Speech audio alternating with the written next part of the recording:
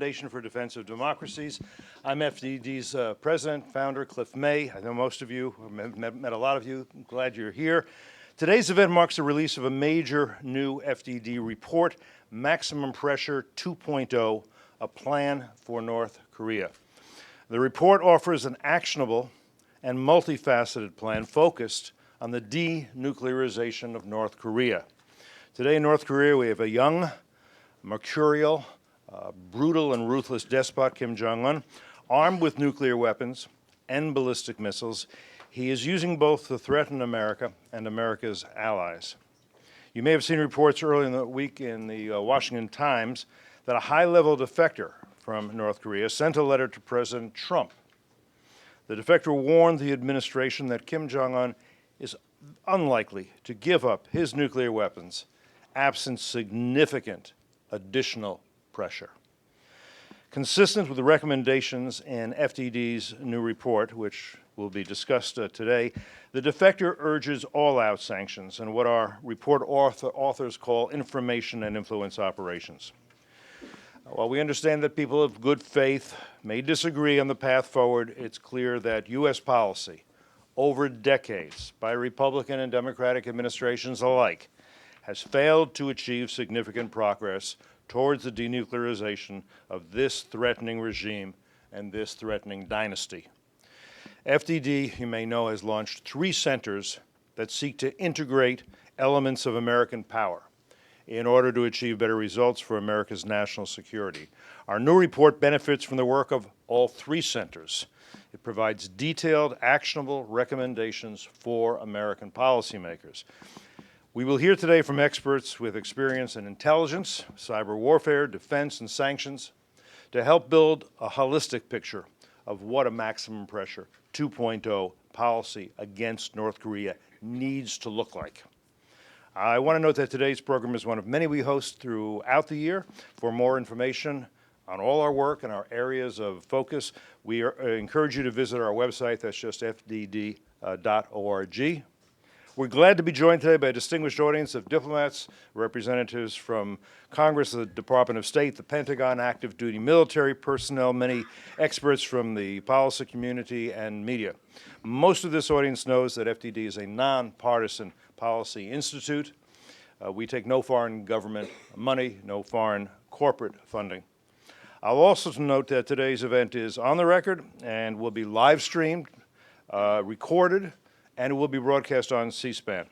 I'd ask you to kindly silence your cell phones. I encourage you to join in on today's conversation by using Twitter, @FDD, just @FDD. With that, I am pleased to introduce our first speaker, the Honorable Juan C. Zarate.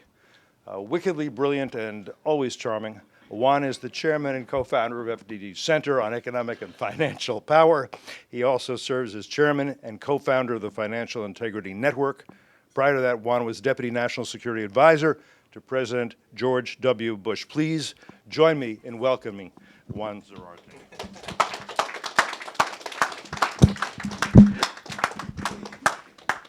Thank you, Cliff, for the incredibly kind introduction. Neither brilliant nor charming. Certainly not handsome. Lost a lot of hair. It's really an honor to be here. I was joking a bit with Allie, who's helped organize the event. Allie always does a great job. That I was coming to learn and to sit in the back and have a nice lunch. And I was asked to present. But I'm honored to present, especially before such a distinguished panel and on such an important day with the publication of the report. I've learned in the publishing world, you've got to show the product, right? So it's actually a great report, and we'll get into that in just a moment. But I want to talk a little bit about what the centers are doing and my experience with North Korea, and that will lead into the great work that Brad and David have done with the report and the panel. Just a few weeks ago, we were up here. I was honored to be on stage with Dr. Samantha Ravich and H.R. McMaster, General McMaster, to talk about the work of the 3 centers here at FDD. The Center on Military and Political Power, led by H.R. McMaster and Brad Bowman, the Center for Cyber and Technology Innovation, led by Samantha Ravich, aided by Annie Fixler, and of course our Center on Economic and Financial Power that I chair and led by Eric Lorber. That day we talked about a number of threats, a number of issues, including North Korea, and largely the ambition that the work of the centers and the work we were doing at FDD would result in innovative, impactful, and strategic work on things that matter to the fundamental American national security. And that's exactly why we're here today, and that's exactly what this report represents. It represents the best thinking of those three centers and the great work of Brad Bowman and Dave Maxwell and the authors. Today's event and the report couldn't come at a better time. As those of you know, especially those of you who follow North Korea closely, North Korea and its leadership is returning to the well-rehearsed playbook of bluster and brinksmanship, timed neatly to our holidays. Those of us who worked in the White House often suffered holidays dealing with North Korea's recalcitrance and brinksmanship. In hopes of achieving premature lifting of sanctions and international pressure, North Korea has reportedly conducted a very significant test at a satellite launch site, and there are indications that we may see more provocations soon from Kim Jong Un. As the report notes, North Korea's nuclear, biological, and chemical weapons programs, as well as its ballistic missile program and developments, represent a grave threat to the U.S. and our allies. North Korea also represents a threat to the financial system and international norms. North Korea is a rogue force for instability. Now, the Trump administration deserves credit for focusing on this issue, giving it attention, and accelerating policy work, and also bringing the North Korean regime to the negotiating table. But unfortunately, as the report notes, and as we know, the pressure campaign has not achieved progress toward its objective, the denuclearization of North Korea.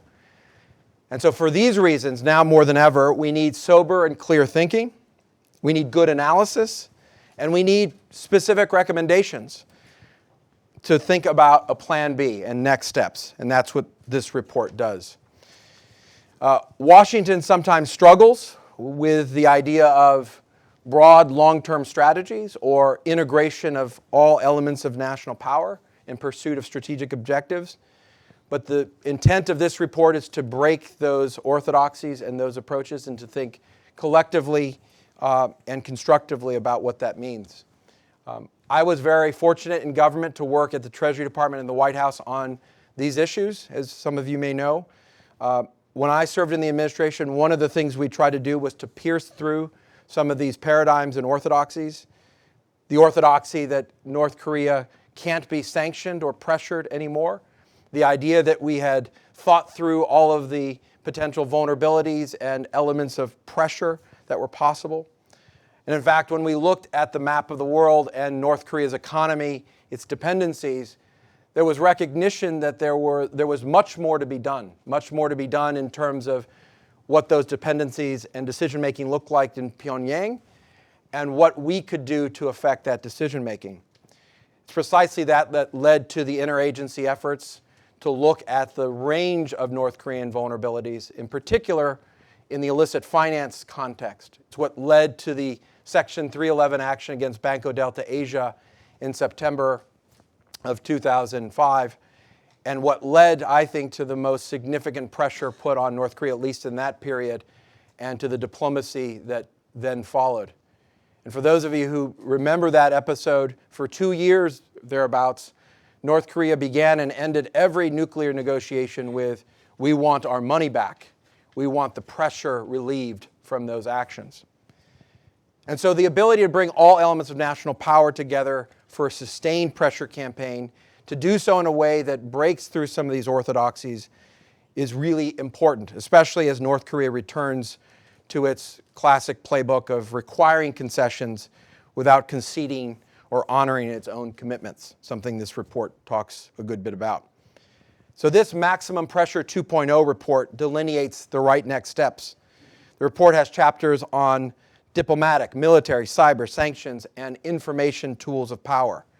And it has at its core the principle that American power is ultimately what deters North Korean aggression. Each chapter includes specific recommendations in each of these categories, and the goal ultimately is to constrain North Korea, reduce the various threats that it poses, to affect decision-making, and ultimately to avoid war.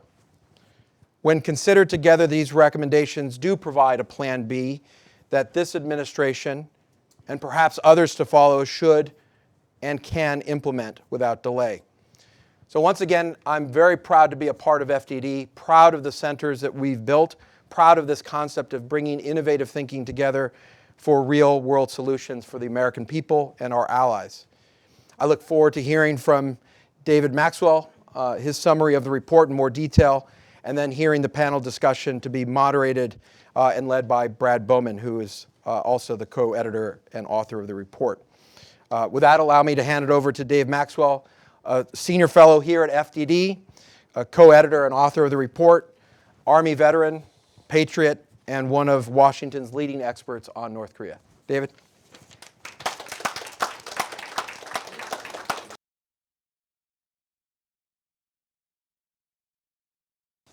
Well, good afternoon, and thank you to Juan for those excellent remarks. They really set the stage for the discussion of our report.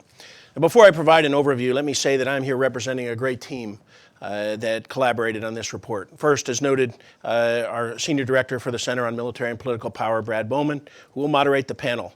Now, he was the lead on this project and really drove the process and was responsible for the excellent collaboration and coordination in putting this together. And he co-authored the introduction, diplomacy, and military chapters. I'd like to recognize Matthew Ha, a research analyst and Korean expert who co-authored the diplomacy, military, cyber, and information and influence activities chapters. Annie Fixler, a true cyber expert, is the deputy director of our Center on Cyber and Technology Innovation and co-authored the cyber chapter. And Eric Lorber, as noted, one of the foremost experts in the sanctions space, is the senior director of our Center on Economic and Financial Power and co-authored the sanctions chapter along with my good friend and colleague, who is also a senior fellow here, David Asher, who has probably done more than anyone I know to exert pressure on North Korea and the evil Kim family regime. And I hope the U.S. government will again call on his expertise and some of the great work that can be reprised so we can execute a comprehensive maximum pressure 2.0 strategy. And lastly, our editing team of David Adesnik and John Hardy did all the behind-the-scenes work to bring this together. And Danny Ackerman is the person who designed this excellent graphics and turned this into what I think is a visually stunning report. And we began to conceive this report following Kim Jong Un's failure at the Hanoi summit. I note that it is his failure because he has been unable to get premature sanctions relief from the U.S., from South Korea, and the international community. And in April, he put an expiration date on the bromance with President Trump. And of course, we're coming to the end of the year deadline with the renewal of near 2017 type rhetoric. Now, what we're seeing is Kim practicing the 7 decades old blackmail diplomacy playbook, using increased tensions and provocations in an attempt to get political and economic concessions. While 2017 was the year of fire and fury, 2018 through June of 2019 was the period of unconventional, experimental, top-down diplomacy. It was the coming out time for Kim Jong Un, in which he met with all major leaders in the region, save for Prime Minister Abe of Japan. But we are now at the proverbial inflection point.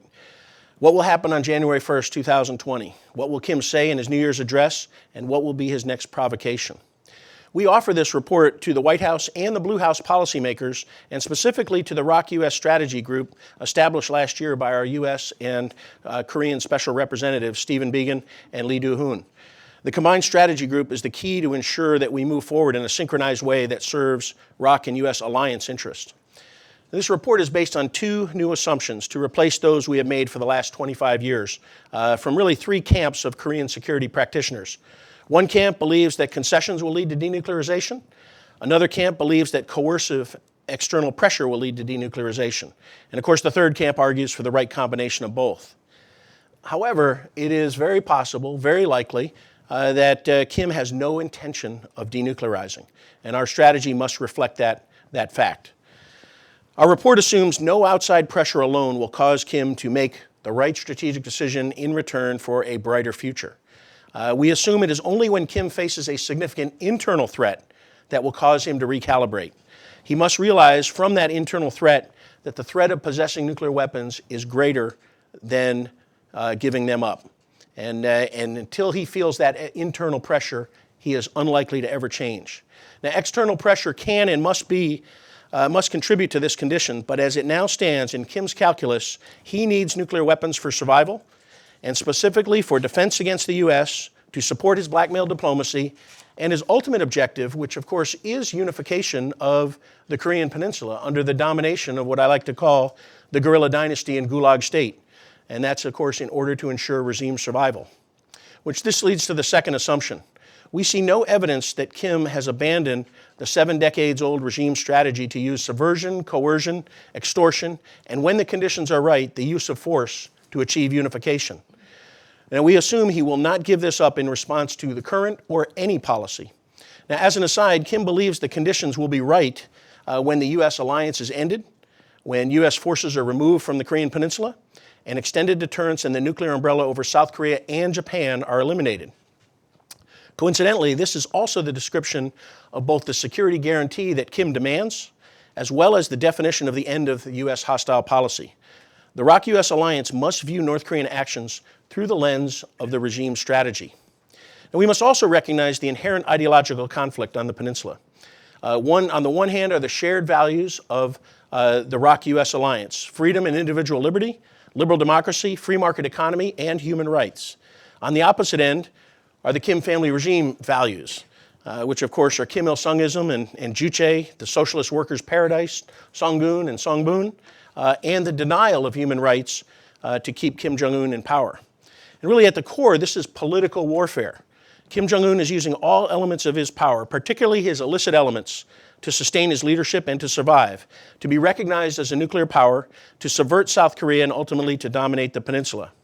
Paul Smith, formerly of the National Defense University, describes political warfare best: the use of political means to compel an opponent to do one's will, based on hostile intent. This very much describes what we might call Kim Jong Un's unique political warfare with Juche characteristics. It is also a form of a long con, which we talk about in the paper, in which Kim Jong Un is trying to play both President Trump and the international community, just as his father manipulated the six-party talks and his grandfather manipulated Mao and Stalin in 1950. This is in the DNA of the Kim family regime. Recently, an escapee, as Cliff noted, an escapee from North Korea wrote to President Trump to provide advice on how to address Kim's long con, and we hope to complement that advice. So let me state the bottom line here. The challenge now is for the ROK and U.S. alliance to figure out an acceptable and durable political arrangement that will protect, serve, and advance U.S. and ROK-U.S. alliance interests on the peninsula and in Northeast Asia. The alliance has to determine the ways and means to achieve that goal.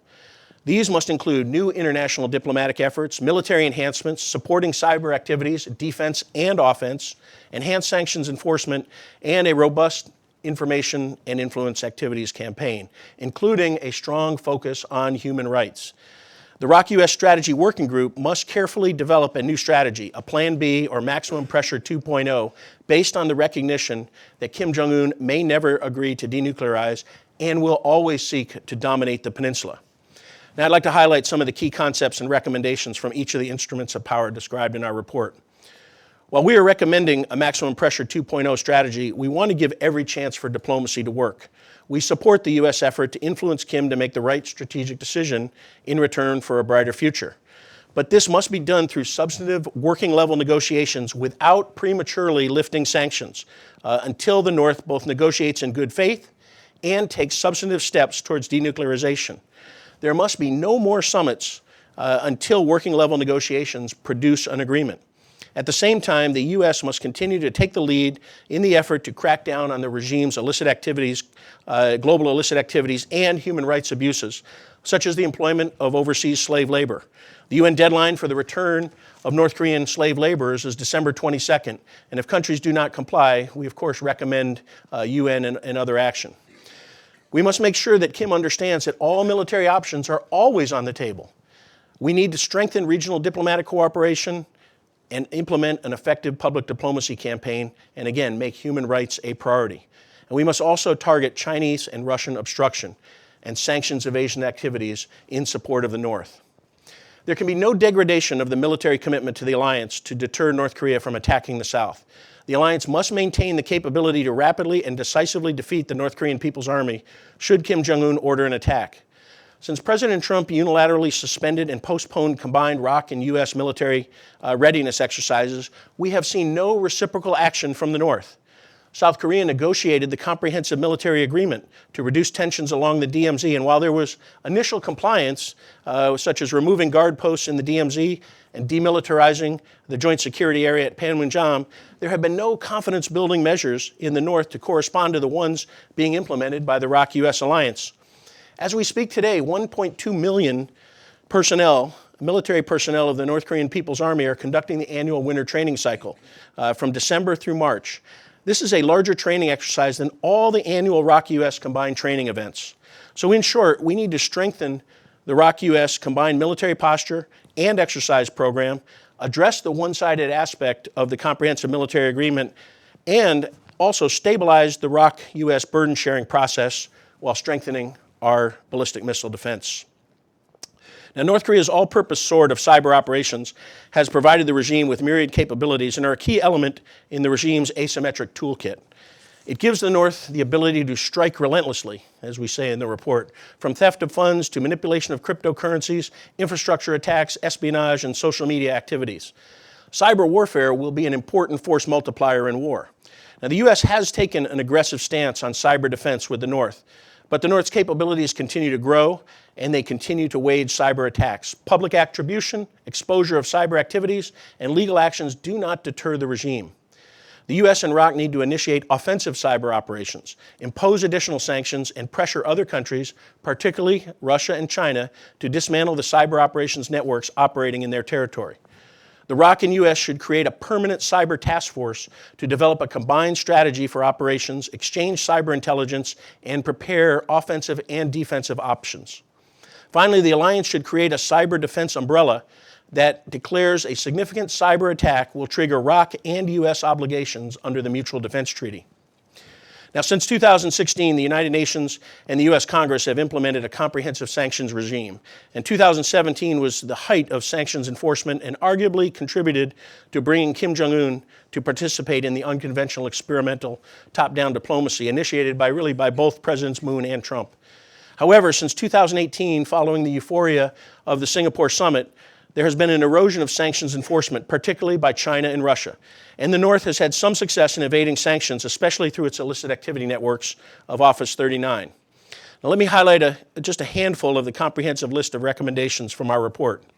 We should revitalize the North Korean Illicit Activities Initiative, and we should appoint a North Korea pressure czar.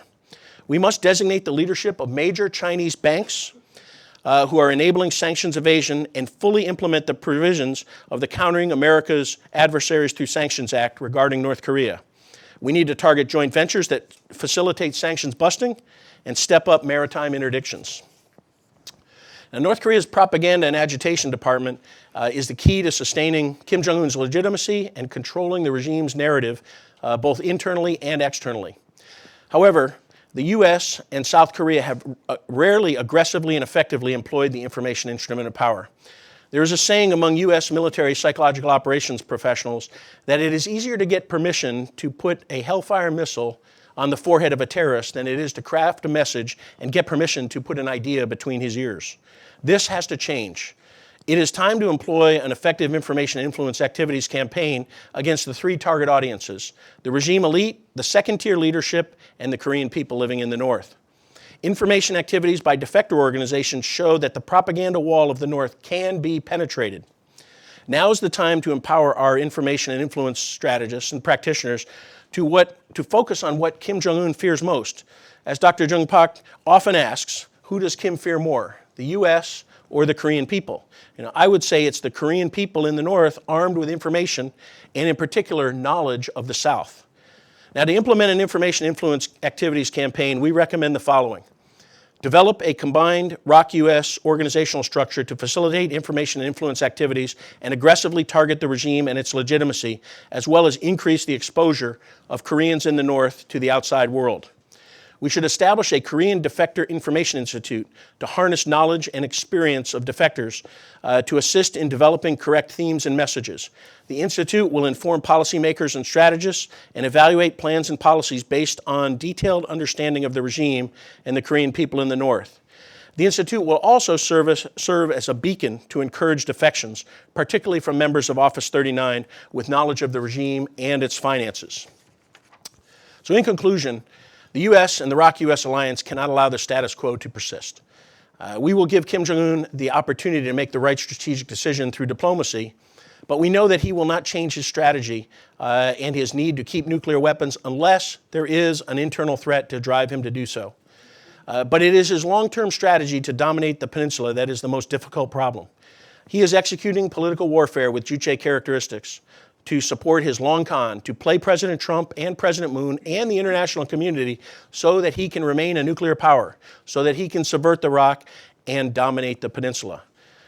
While we pursue denuclearization, we must also consider the only way we may see an end to the nuclear program and the crimes against humanity is through establishment of a secure, stable, economically vibrant, non-nuclear peninsula with a liberal constitutional form of government. The question is, will the ROK and U.S. implement a superior political warfare strategy that can counter the Kim family regime's long con and achieve the only acceptable and durable political arrangement that will protect, serve, and advance our interest, a united Republic of Korea? So with that, let me thank you, and I'm going to turn it over to our Senior Director on the Center on Military and Political Power, Bradley Bowman, and he's going to moderate our panel. And I would ask that our panelists please join us on the stage. Thank you.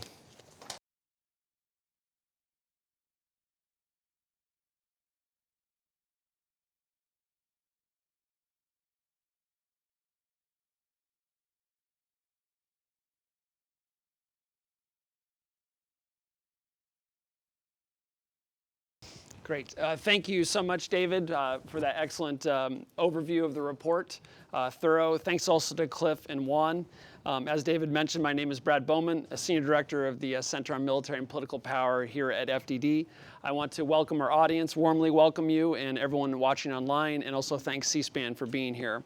Most of all, I want to thank and welcome our panelists. I'm very proud of the Korea experts we have here with us today to do three things, really. Discuss our new report, kind of discuss the current state of play with North Korea, and most importantly, the path forward. Where do we go from here? As Juan referenced, in Washington, there's sometimes a tendency to kind of wring our hands, and is a term that David and I know from our military experience, admire the problem, failing to propose specific recommendations to address the problem. There's also sometimes a tendency, as Juan discussed, to look at things one-dimensionally, often maybe just from a military perspective.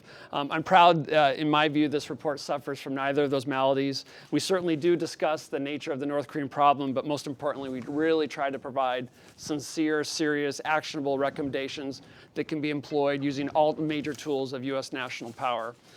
So for that reason, I'm proud of this report. It was an honor to work with David Maxwell, who really is an institution himself on Korea. And I reiterate everything said about thanking everyone involved, including the other co-authors who aren't here today, David Asher, who's an institution as well, Annie Fixler, Matt Ha, who is here, right here, thanks Matt, and then Eric Lorber and Danny Ackerman from right there for making it so visually beautiful. I think it's timely. Unfortunately, our report is timely, I would say. Just a couple of reminders of why this is so timely. Kim Jong Un, as we've heard, has issued a deadline threatening to give the U.S. an unwanted Christmas gift. How nice. It was reported last week by the North Korea state media that Pyongyang conducted a test at its rocket launch site, suggesting the regime might be considering another ICBM test designed to threaten the U.S. homeland. And at the request of the U.S., the UN Security Council held a meeting on Wednesday to discuss the North Korean threat. And if that's not enough, the U.S. Special Envoy for North Korea is reportedly arriving in South Korea on Sunday. So here we are talking about one of the most important and timely issues that we could be. So you have bios. I believe when you came in, there were bios for each of our panelists. But let me just hit a few of their impressive highlights of their backgrounds. First, I think I'll get this in order here. Jung Pak is Senior Fellow and the SK Korea Foundation Chair in Korea Studies at the Brookings Institute's Center for East Asia Policy Studies. She has held senior positions at the Central Intelligence Agency and the Office of the Director of National Intelligence focused on the Korean Peninsula. Welcome. Dr. Samantha Ravich is the chairman of FDD's Center on Cyber and Technology Innovation, providing leadership of FD's Transformative Cyber Innovation Lab and Cyber-Enabled Economic Warfare Project. She is also a senior advisor at FDD, serving on the advisory boards of FDD's Center on Economic and Financial Power, my center. She also serves as vice chair of the President's Intelligence Advisory Board. She was appointed to the congressionally mandated Cyberspace Solarium Commission, and as a member of the Secretary of the Energy Advisory Group, she chairs Artificial Intelligence Working Group. When do you sleep? That's good. Dr. Nick Eberstadt holds the Henry Wendt Chair in Political Economy at AEI, the American Enterprise Institute, where he researches and writes on demographics and economic development generally, and more specifically on international security in the Korean Peninsula and Asia. He's also a senior advisor to the National Bureau of Asian Research and a member of the board of directors for the Committee for Human Rights in North Korea. Last but certainly not least, you've already heard from David Maxwell. Again, he's a senior fellow here at FDD, focused on Korea, 30-year veteran, United States Army, multiple tours in South Korea, senior staff positions there, and he's taught at the National War College. So my plan here right now, just to give you the lay of the land, is for us to engage in about a 30-minute discussion, and then at around 1 o'clock, I will open it up to the audience for questions. So start getting your questions ready, and with the intent of concluding promptly at 1:30. So based on that, let's get started. I thought we could organize our discussion in the 3 ways. We'll talk about the threat, so just kind of lay out the North Korea threat. We'll assess current U.S. policy, and then most importantly, from my perspective, prescriptions. What should we be doing going forward? How can we do better than we are? Jung, if it's all right, I'd like to begin with you. For those who do not follow the North Korean threat as closely as you have for a long, long time, can you just provide a brief overview and update on North Korea's nuclear and ballistic missile programs? Where are we at right now? Yeah, thank you, and congratulations to FDD for this new report. I'm really proud to be a part of this panel today, and thank you all for joining us. I just wanted to just briefly talk about what the problem is. I would say that North Korea has been working deliberately and has shown the political will to develop a capable nuclear weapons program, at least since the 1960s. And that is, as Dave has mentioned in his opening remarks, that it's designed to ensure regime survival, as well as to provide the regime with strategic relevance in the region, and also to extract political and economic concessions from its neighbors and from the United States. I would say, so when we look at Kim Jong Un, I looked at Kim and his regime and his intentions and his consolidation of power in the past since he came to power in 2011, and I would say that compared to his father and his father and grandfather, Kim has been bigger, badder, and bolder in all sorts of ways.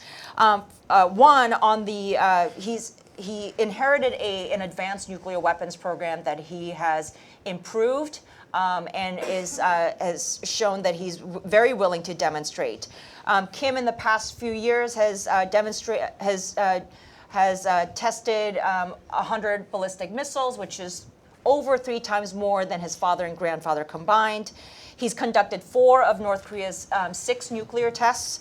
The last one had a yield that was about 17, 18 times greater than that in Hiroshima. The estimates vary, and it's very hard to figure out. It's very hard to say with any confidence how many nuclear weapons he has, but the range is from 20 to 60. So I think anything, even the lower end, is something that should be of concern. He has demonstrated that a willingness to test as well as to show the fact that his missiles are now mobile, more advanced, more sophisticated, and more reliable.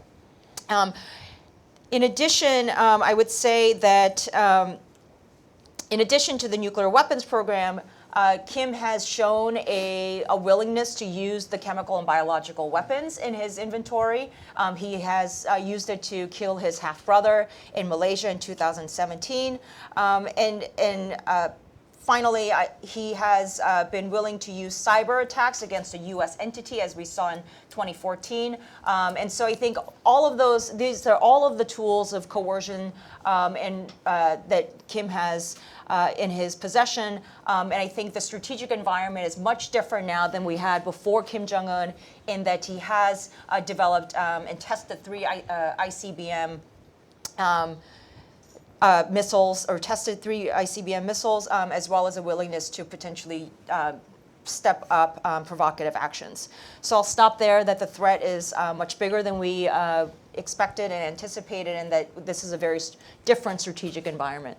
I'm so glad you mentioned the chemical and biological components, because sometimes those are overlooked in these discussions, and as you know better than me, a very formidable arsenal that they have. So that's an excellent overview of the WMD and the ballistic missiles. David, very quickly, if you wouldn't mind, from a conventional military perspective, you talked a little bit in your remarks, but just very succinctly, kind of where are we at in terms of the conventional North Korean military threat? Well, of course, while we think that North Korea's military is suffering, and it has for lack of resources, I mean, they have prioritized the WMD programs and missile programs, but quantity has a quality all its own. 1.2 million soldiers, 70% of its combat forces are deployed between the DMZ and Pyongyang. A large concentration of artillery is in the Kaesong Heights, just north of the DMZ, which range Seoul. But North Korea continues to try to improve its conventional capabilities. It focuses heavily on artillery. Sometimes we say it's an artillery army supported by a scheme of maneuver. It's tanks and infantry. But what we've seen, particularly this summer, and really since the announcement of the move of U.S. forces to Camp Humphreys, has been the development of short-range ballistic missiles and rocket systems, the 300-millimeter multiple rocket launch system, the 600-millimeter multiple rocket launch system, and then the KN-23 short-range ballistic missile. And we've seen some 13 tests over the summer. And of course, what this indicates to me is that listening to KCNA in July, they said that they were developing these weapon systems for the FAT target, and which we can assume is Camp Humphreys, the largest concentration of U.S. ground forces, Osan Air Base, really the center of gravity for ROK and U.S. air power, and Cheongju Air Base, where the ROK Air Force is bedding down the F-35s, of which Kim Jong Un is deathly afraid of. But this indicates that they continue to improve their conventional military capabilities, which certainly has to be part of their deterrence intent, but it also, we should realize that they are postured for offensive operations. While the ROK military along the DMZ is postured for defensive operations, the North is offensively oriented and ready to attack, which is why the commanders of the ROK US CFC will always say that they have to be ready to fight tonight. That's great, thank you. And as you know well, David, and we've made certain concessions with our exercise program in South Korea in support of the diplomatic endeavor, which is, one could argue makes sense for the broader objective, but we have not seen that reciprocated really in any significant way from the North Koreans. Would you agree with that? I agree, definitely. Yes, of course, the military exists to support the political object, and the commanders, ROK and U.S. Military commanders have tried their best to be creative to ensure there's no degradation of readiness, but the fact is, we have canceled or postponed a number of important exercises, which at the operational level, the theater level, have had some degradation of readiness. And I think what's most important is what Brad emphasized. By us suspending, postponing the exercises has not gained us any goodwill from the North. They have not reciprocated whatsoever, and so we must acknowledge that our postponement and canceling of exercises does not really do us any good. Thanks. Nick, with deference to you, the Trump administration implemented a very impressive economic pressure campaign. Interested in your assessment of the degree to which, what's the state of the North Korean economy? How much pressure are they currently under? Is that pressure increasing or decreasing? Is it deteriorating at this point? Where are we at with the North Korean economy? Well, I don't want to send our friends here at FDD or our audience at home into a narcoleptic seizure with statistical arcana. So let me give you an interpretation and in very broad strokes. Kim Jong Un took over a dictatorship, a dynasty that had left him an economy in shambles. His father was the only economic mastermind in history who had managed to oversee a famine in peacetime in a urbanized, literate society. It's a one only achievement of his dad's in history. He took this shell, and he needs to get credit for what he managed to do with this, because he rebuilt the party and he rebuilt the state, and admittedly from a very low bar, he resuscitated and advanced the North Korean economy. His dad and maybe his grandpa were deadly afraid that reform and opening was a honey-coated poison. Some of you may know that phrase. For their system. Kim Jong Un decided that the system actually could stand a little bit of that poison, maybe even could stand more than a little bit of that poison. And with a bit of economic experimentation, he was able to achieve a limited but notable economic upswing for the DPRK economy.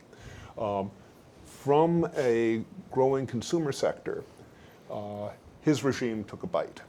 And that bite is part of what helped to finance the race to testing of nuclear weapons and long-range missiles. It's part of what has helped finance what Kim Jong Un himself decreed on January 1, 2018, as the move to mass production of nukes and missiles. Credit where it is due. He made the North Korean threat more formidable, and we should recognize what he did with that. Our maximum pressure campaign, which seems to have maybe headed into its vacation phase, starting on around May 2018, let's say, can be described in sort of a stylized facts sort of way, because it's very hard for someone who has no security clearances to talk in specifics here. Since we have been enforcing much more stringent sector-wide, economy-wide sanctions on the North under UN Security Council strictures, and since we have been doing the same thing independently through the Treasury Department and our own US independent strictures, we have been forcing the Kim Jong Un regime to spend down their currency reserves and to spend down their strategic reserves of food and energy. As an outsider, I cannot tell you how quickly this is occurring. And certainly a regime that is a past master of strategic deception will do everything that it can to make it look as if this outside siege of the socialist fortress is having absolutely no effect at all. It's like in the old days of siege warfare, where they'd send people up on the parapets with toothpicks to show just how well they were fed. The idea behind this, of course, is to discourage us and to break the siege. But what we can be sure of is that everything will look normal to the outsiders about the North Korean economy until all of a sudden it doesn't, until all of a sudden the exchange rate for the North Korean currency spins out of control and the prices in their limited markets spin out of control. And at that point, all sorts of facts on the ground will change very rapidly. And the North Korean regime is desperate to break the sanctions noose before we reach this discontinuous point. Excellent, thank you. So we've talked about the military element, economic. Now let's talk about, Samantha, if you would, about the cyber element. Would you mind characterizing North Korea's regime's cyber activities? What are their goals, and what have been the major activities or elements and effects of their cyber activities? Sure. Well, thank you, and I do also want to commend Matthew Hahn and Annie Fixler on the great chapter, and also there's a kind of a companion piece that was written last year by Dave Maxwell and Matthew Ha on North Korea's cyber-enabled economic warfare activities, North Korea's all-purpose sword. that I really do recommend reading because it gets to this concept of cyber-enabled economic warfare, which is the North's ability to use cyber means to undermine one of our and South Korea and the rest of the Western world's key strength, which is our economy and our economic vitality. Right? And I like to say, back when Juan and I were in the White House, and in 2005, 6, 7, and we started putting more and more pressure on North Korea's economy, we never considered that they would ever have the capability to constrain our economic wherewithal, because of course that was absurd. But with cyber means, they can do it, and they have shown that they will do it.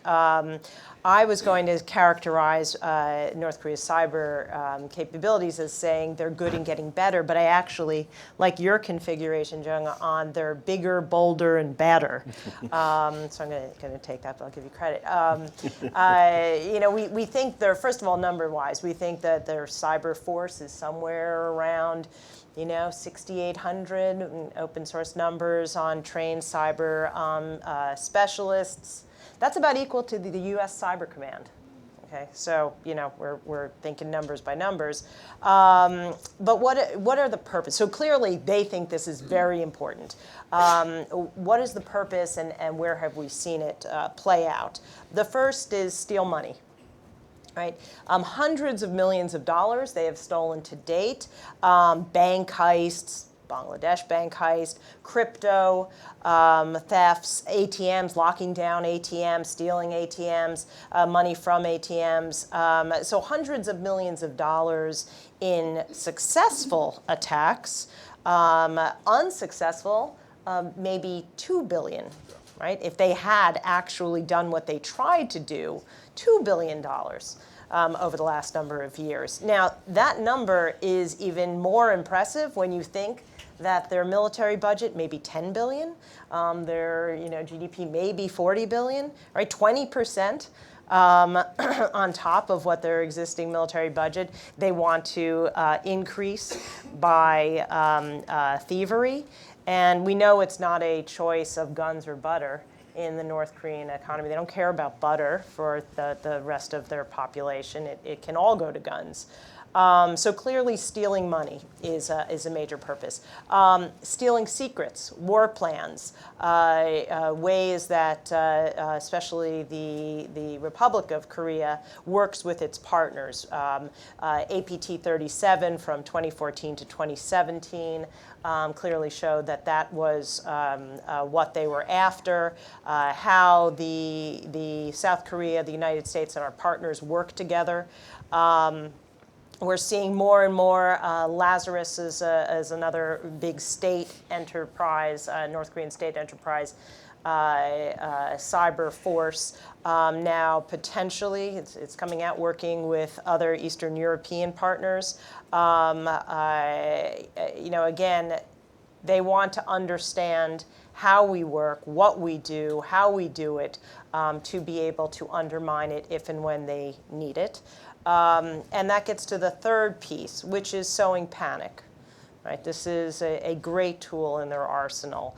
In 2013, they had the Dark Soul attack against South Korea, which was expansive. It went through their banking system. It went through their critical infrastructure. It went through how their government does business. And in a large police report from South Korea, they said that it was the intention of the North Koreans to sow panic and to show they can sow panic. Right? So when we look at attacks like WannaCry, and it wasn't the money that was necessarily coming out, because not many people actually paid the ransom. The WannaCry attacked 200,000 computers around the world, 150 countries. But it was to show that they could sow panic.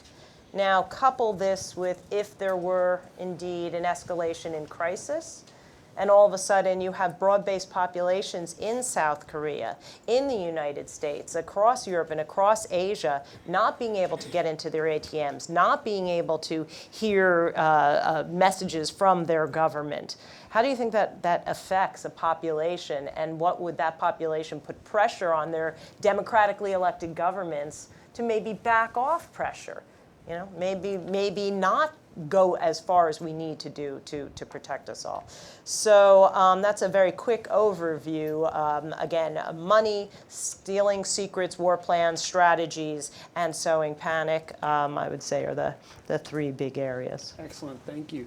Jung, anything you want to fill in, any holes in that kind of threat assessment that you'd like to, based on your experience, that you want to fill in that we haven't discussed? I just wanted to amplify something based on what Dave said. So, you know, we have a 1.2 million, something like that, range of that number for North Korea's military.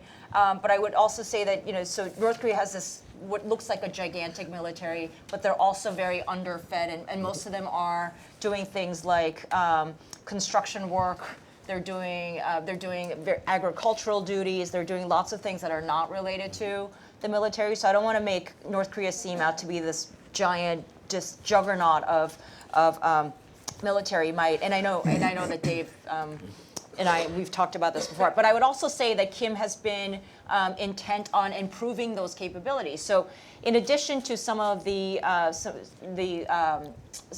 developing new conventional armaments, Kim has also been really focused on training, nighttime training, soft land, special operations forces landings, all actions that are consistent with what Dave had said in his opening remarks, that are consistent with a desire to have unification means, or at least getting people prepared. So I think I would just add that to the very excellent comments so far.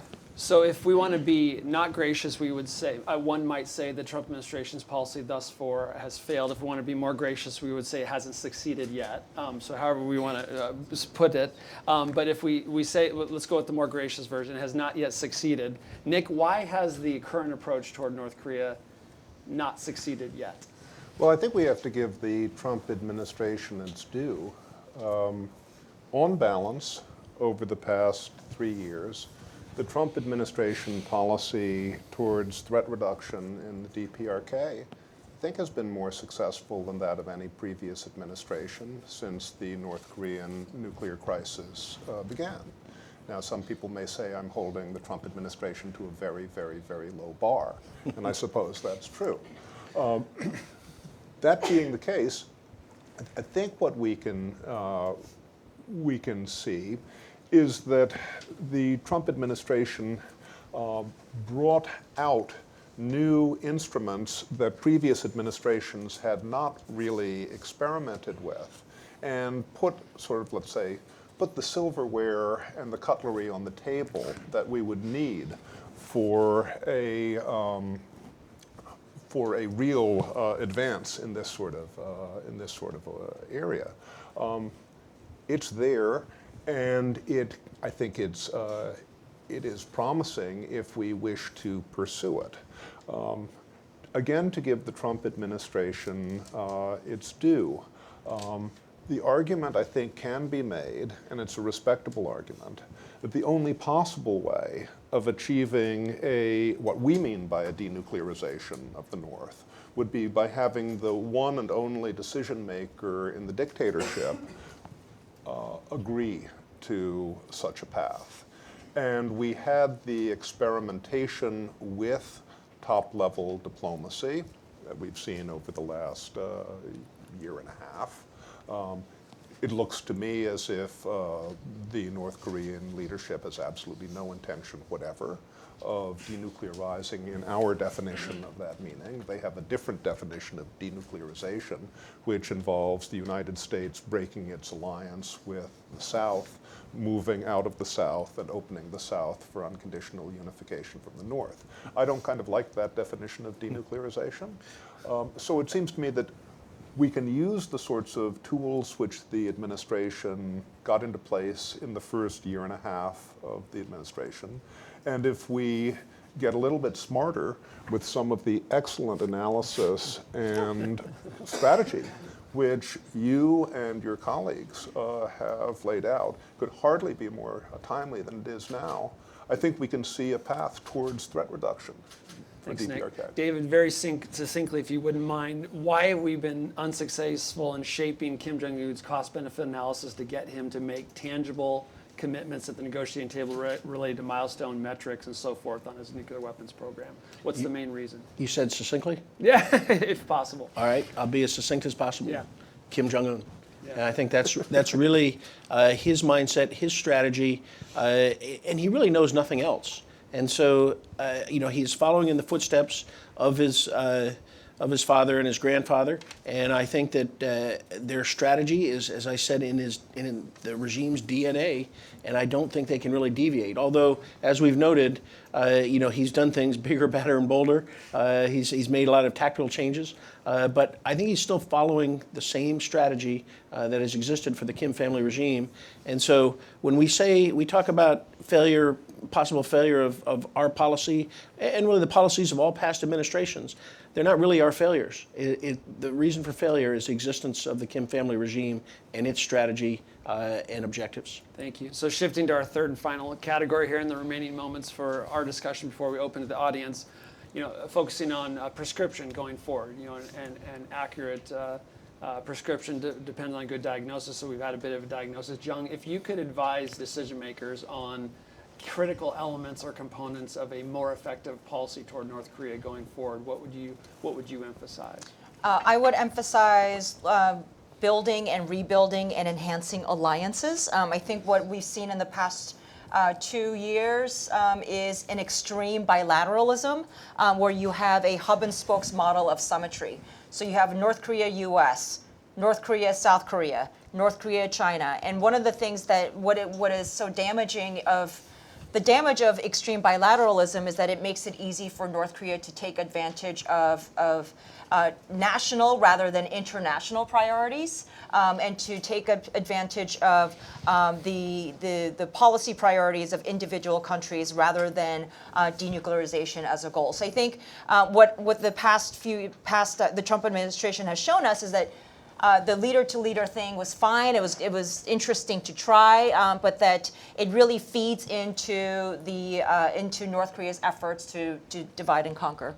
Any hope on the South Korea-Japan front? I mean, how optimistic or pessimistic are you that we can repair some of the damage there and build more effective trilateral cooperation? Yeah, so my Christmas gift, talking about, Brad, you mentioned earlier that North Korea's promised this Christmas gift for the United States. So my Christmas gift is that there is some gift inherent in North Korea's Christmas gift, which is that there's nothing that brings South Korea and Japan closer together than a very belligerent North Korea. So perhaps we can see this as an opportunity to try to unify the two countries, or the cornerstone and the linchpin of the U.S. alliance system, and to try to get some unity of action on this.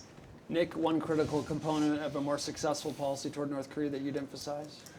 Let's think of this as a Christmas gift that keeps on giving. You talk about information campaigns in your report very persuasively.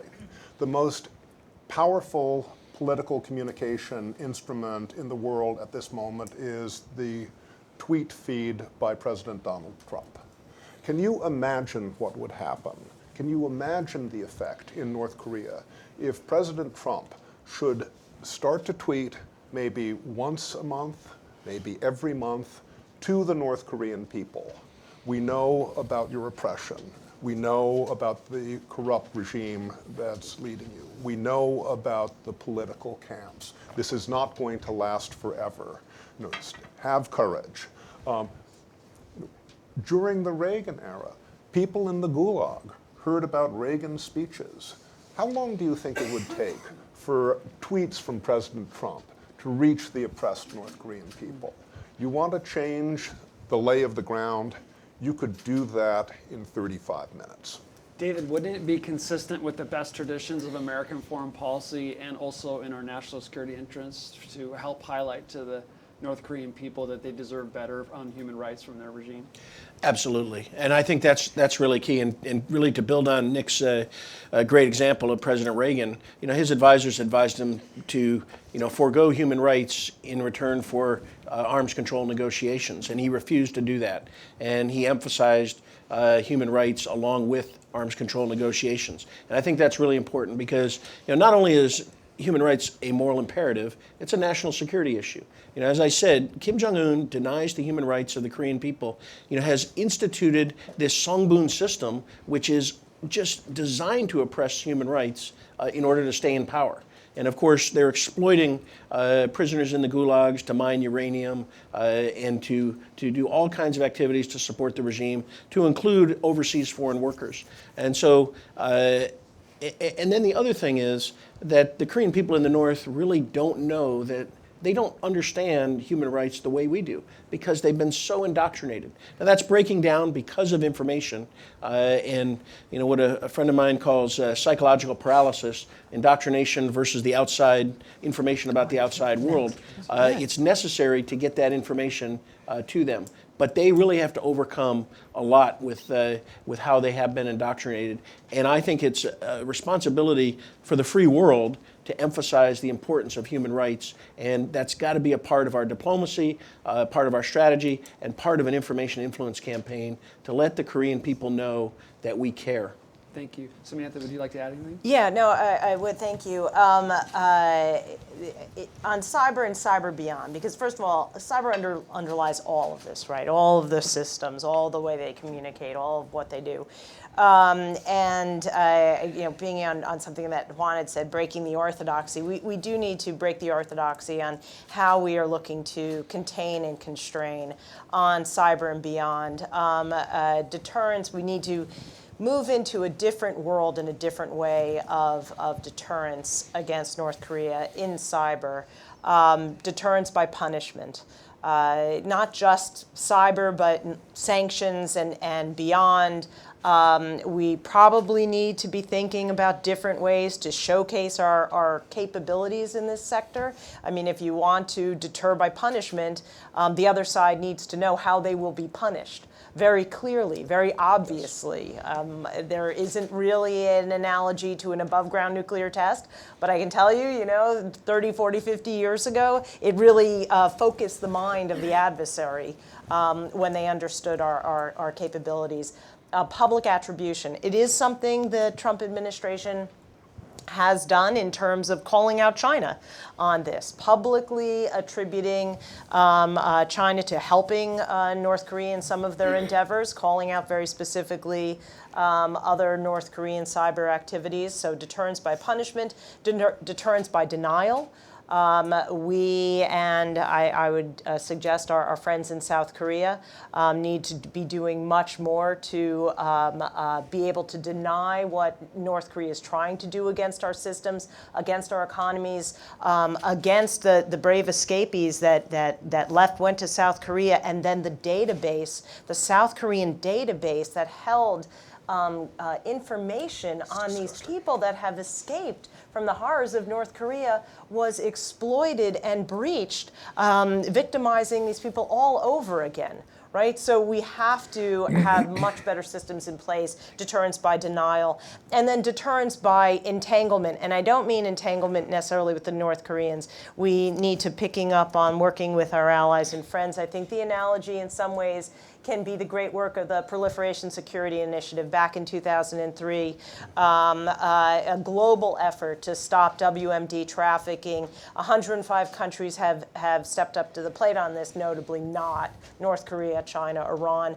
But 11 have signed a mutual shipboard agreement, right, where we, the United States, and more advanced countries would help those other countries with the technology to be able to know when to go and check out a ship that may be transiting with WMD or its precursors. We need to kind of be thinking about this in the cyber realm as well. How do we help other countries where North Korea is using their systems right? Pinging off their systems, and these other countries may not be able to have the capabilities to stop this. We may be able to help them with that, and as a consortium, we are stronger together. Excellent, thank you. So let's go to audience questions. If you have a question, please raise your hand. Wait for the microphone. If you wouldn't mind standing up and identifying yourself. Great, do we have a question right here? Oh, great. Patrick Cronin from Hudson Institute. Congratulations on a great report. But I want to ask you about China's response to maximum pressure 2.0. If you go back to maximum pressure 1.0 in 2017, the great power competition hadn't fully set in, been articulated. China was plausibly a partner in sort of trying to move towards sanctions. That sort of fell off in 2018. But now you could say China's bigger, badder, and bolder as well as North Korea. It's not going to be pushed around. It really wants to drive the future of the peninsula. It's courting South Korea and Moon Jae-in. At the same time, it could provide more than survival to North Korea. So how do we deal with the China factor in this maximum pressure 2.0 strategy? Thank you. I think that's excellent, and can let me just add to it. I mean, if the national defense strategy, right, said China, Russia, great power competition #1. Couldn't one argue that we should just tread water on North Korea using containment, deterrence, mutual assured destruction, so that we can really focus on the bigger, badder problem of China? I didn't mean to distort your question, but I mean that's kind of it, isn't it? Just in a footnote to that is that yeah. Foreign Minister Wang Yi said today that the United States is the world's biggest troublemaker. Just to put a punctuation mark on China's attitude right now, Wang Yi today saying that America is the world's biggest troublemaker, suggesting they're not as open for cooperation as they were even a couple years ago. Thank you. So how would you respond to that? Please, Nick or Samantha. Patrick, it's an excellent question, and I think we should make a little more trouble for them. I think they haven't seen what sort of trouble we can make for them. What I'm thinking of in particular is economic trouble from sanctions. The Chinese economy is very large, it is very indebted, it does have a very interesting, maybe slightly shaky financial system. And it operates in a world economy where our currency, the US dollar, is the reserve currency for international world transactions. We have a real expert on sanction crafting and implementation here in Joshua Stanton. And if I get in a little bit of trouble about some of the small details, I'll throw myself at Josh's mercy.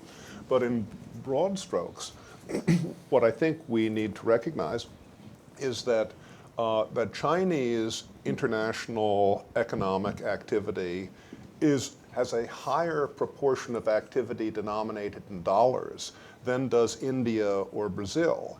It is more vulnerable to denial of the dollar sphere than many other emerging developing markets.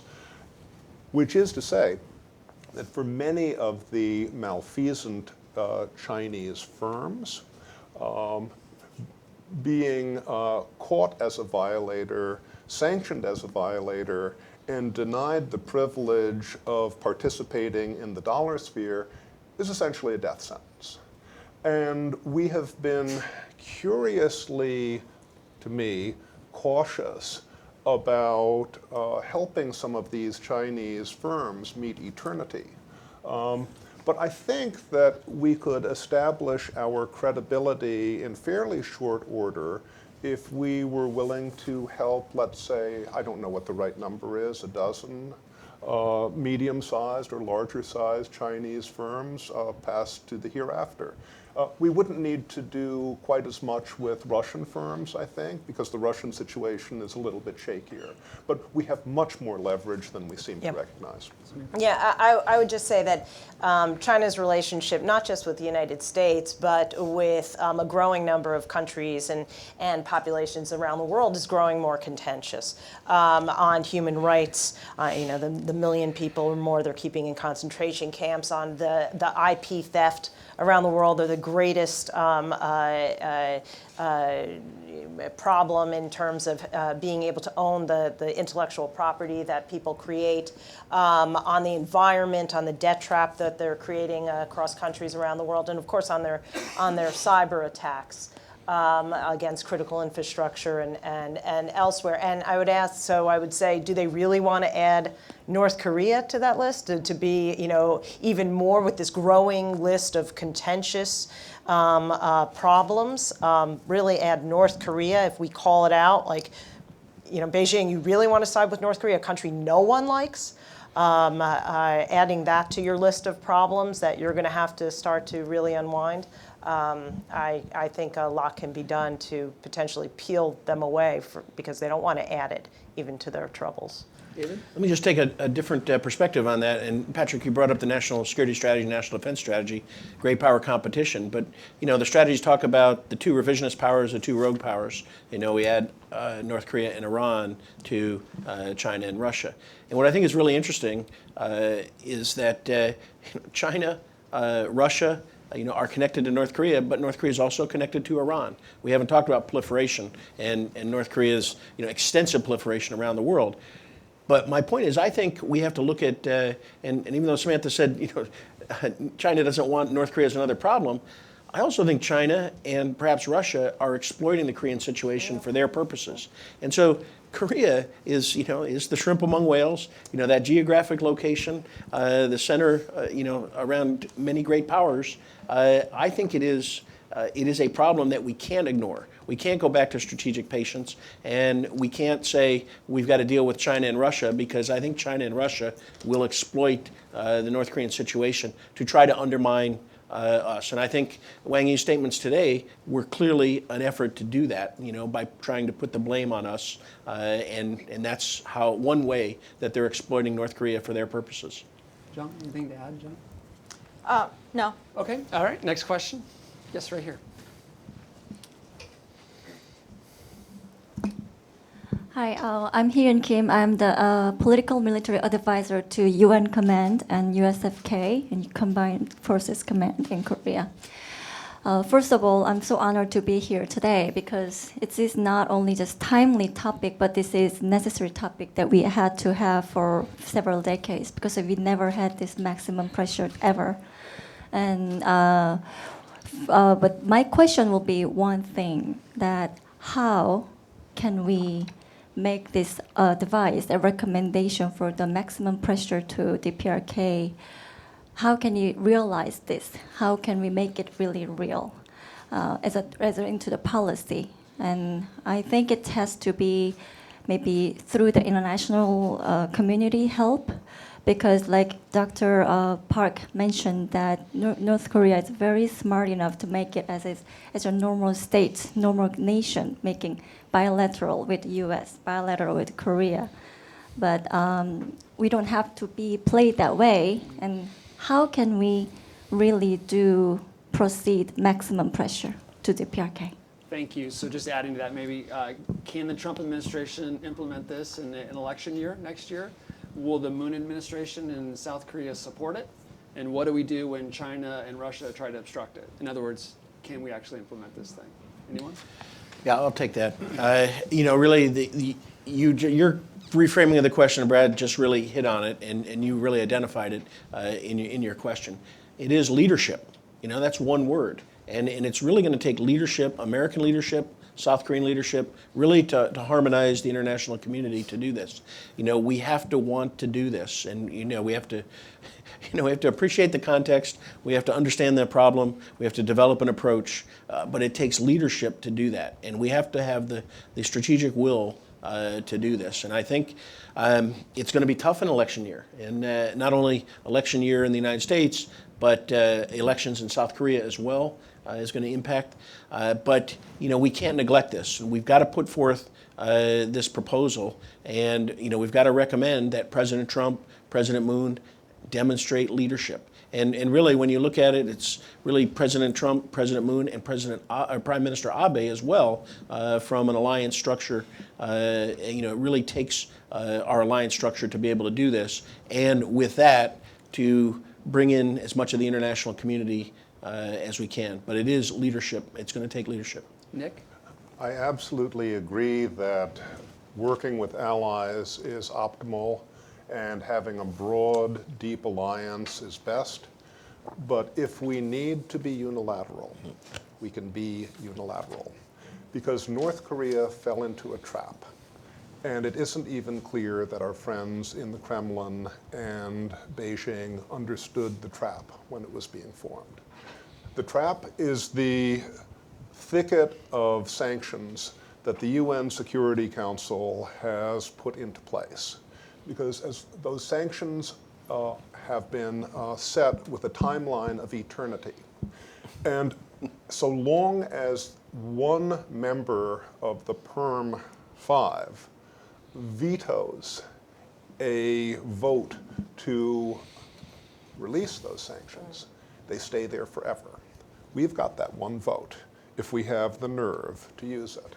And we have the means, as I tried to argue a moment ago, to, what would you say, encourage the credibility of our maximum pressure campaign through paying for Chinese and Russian economies and society. So long as we are willing to stick by this, it is possible, I think, to bring the North Korean defense economy to the point of vapor lock. Anyone else? Okay. Next question over here. Yes, sir. The ringer. Microphone should be coming. Thank you. Thank you. It was a great report. It's a greater panel. I have some quibbles with the title. I am still waiting for maximum pressure 1.0. Maximum pressure looks like what we're doing in Iran, both on the information side and on the financial side. In North Korea, we have large money laundering enterprises like Glocom mentioned in your report, which are not designated Malaysia-Korea partners, Shinhung Trading. I will not go on. In North Korea, we have had an unofficial 20-month pause in OFAC sanctions designations, but for some very small ones and a sham designation of some North Korean cyber operators. But there is a ray of hope. You mentioned in the report the subpoenas against 3 large Chinese banks. Those are being litigated under seal. The case number is 19-5068 for those who are interested. Read that opinion.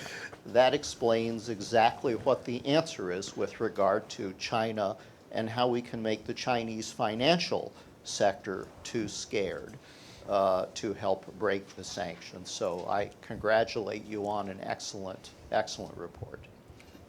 Just so Josh Stanton is one of our leading experts, as Nick said, on sanctions and legislation, and has been a key advisor really to the Hill in formulating the legislation there. So thank you for your kind words and keep up the great work. Samantha? Yeah, I just want to follow up. I mean, that fantastic comment, and I'm a big fan of your work. And you know, kind of the list that you didn't want to, take many minutes to say, that kind of work, that kind of list is incredibly important for when there is the next big event, which there will be, right? I mean, look, I focus a lot on cyber.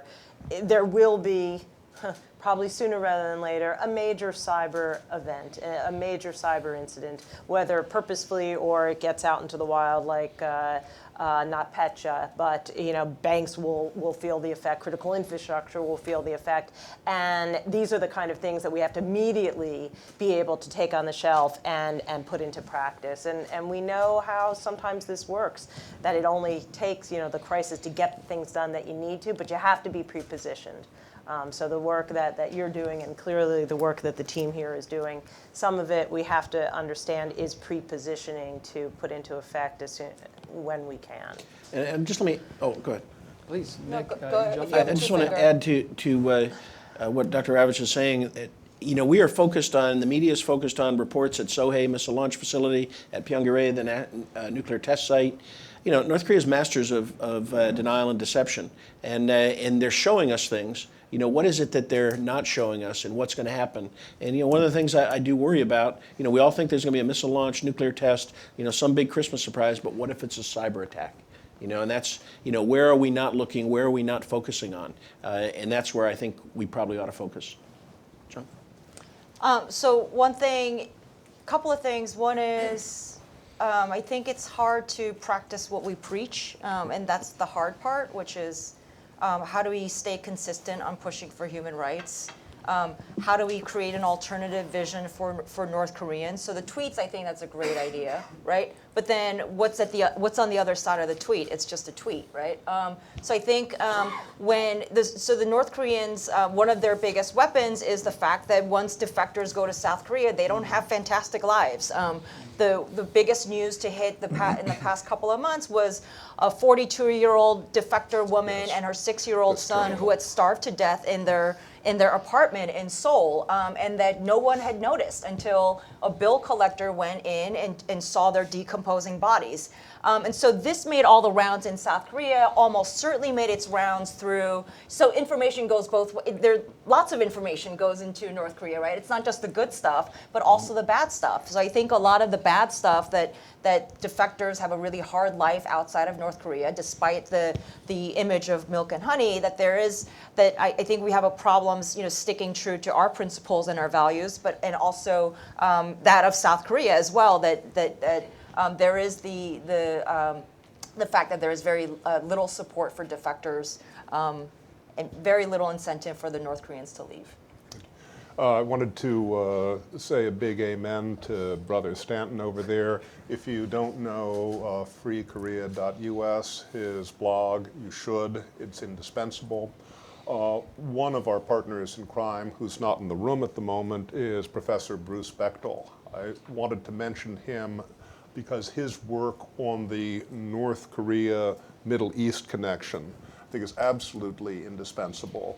We've talked about Russia, we've talked about China, you do talk about the Middle East here, but the terror bazaar in the Middle East, the terror states, the terror organizations, and their financial support for North Korea is something which flies under the radar screen of those of us who work only with open sources. But let me just give you an indication of maybe how important this is to the threat that's being mobilized to incinerate San Francisco and Washington, D.C. from Pyongyang. Back in 2012, when North Korea's currency was still in free fall, Pyongyang and Tehran signed a scientific cooperation agreement. I think it was in September of 2012. About 6 weeks later, after 10 years of free fall drop, North Korea's currency suddenly stabilized. Now, what happened in the 6 weeks after the Tehran-Pyongyang scientific cooperation agreement? I'm pretty sure it wasn't cooperation on life sciences. My guess is that there was technology going from one country and financial resources going from the other. I'm not at all, I'm only an open source guy, but I have no confidence that we have chased down these financial connections nearly as well and as assiduously as we should. We should dry up that swamp. Thank you. Other questions from the audience? Question right here. Hi, I'm Deirdre Shesgreen from USA Today. I was hoping you could talk a little bit about what you're expecting in tone and substance from Kim Jong Un's New Year's Day speech, and then also just maybe provide a little historical context about how these speeches have been used in the past to communicate to both his domestic audience and international. So Kim's New Year's speeches, I know there's a lot of attention that's focused on them, but they're like New Year's resolutions, and that I promised myself last year that I would go to the gym. This year, 0. So I would say that those are more, that we read more into it than there's actually what there is. And so last year, Kim said something, he said something about a new way going forward if the U.S. doesn't, respond with things that they want to see. But it also said, but it also wanted to, it also extolled symmetry and relationships the year before that. They talked about mass producing nuclear weapons, but we decided to focus on the part that said we were willing to go to the Olympics. So it's really a Rorschach test of how we're going to respond to the speeches, rather than it's not a prescription for what they're going to do. So I would say, when the speech does come out, I anticipate that there'll be lots of casting of blame on the U.S. for failed talks. How they're going to focus on strengthening the economy and their national might through their own will, regardless of what's going on the outside, and the fact that Kim Jong Un is the only one who can bring it for them. So take what you will from the speech, but I would say that don't think of it as something that will tell us exactly what's going to happen in the coming year. Yeah, so I agree with all of that.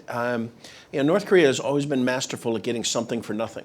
And one of the things I think that we might see in the speech this year is, since we've seen the conditions being established where we believe there's going to be a major provocation, nuclear test, ICBM test, something that they're going to do. They're going to give us a Christmas gift.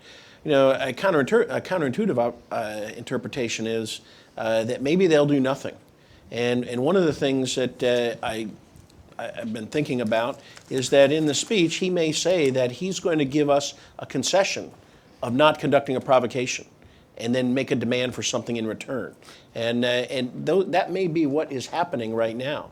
And so, and of course, he is trying to generate the mass hysteria that he's going to launch an ICBM or test a nuclear weapon, and then he doesn't do it, and he gives the appearance that he's being conciliatory, and then he should get something in return.